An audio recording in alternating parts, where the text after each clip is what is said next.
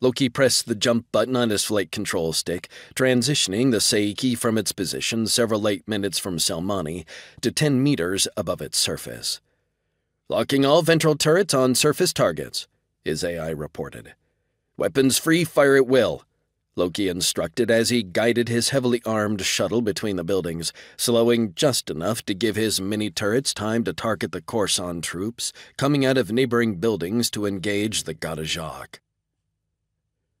Red-orange bolts of plasma streaked back and forth across the street, mixed in with flashes of yellow and balls of white, as the Gadajak stood their ground against Corson soldiers pouring into the streets from both the warehouse where the hostages were being held and from the surrounding buildings.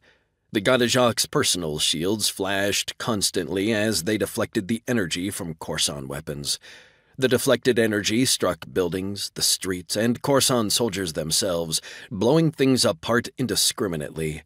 While the Corson had numbers, the Gadajak had both technology and discipline in their favor. One by one, the 12 Gadajak soldiers fired. One shot, sometimes two, then on to the next target to repeat the process.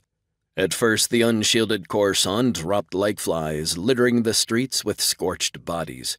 But they quickly realized their overwhelming numerical advantage might not be enough, and began seeking cover instead of taking their attackers head-on.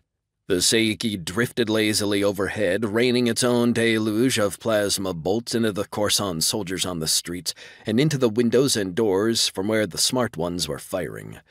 The Corson troops with heavier weapons began targeting the shuttle, but its ventral shields prevented even the most powerful energy blasts from reaching its hull. Rezig and his team quickly descended the stairs, breaking out onto the 4th floor as Corson troops from the floor below arrived. A ferocious exchange of energy weapons fire ensued, but the Gadajak, protected by their personal shields, emerged confidently from the stairwell, spreading out and laying down suppression fire to prevent reinforcements onto the floor.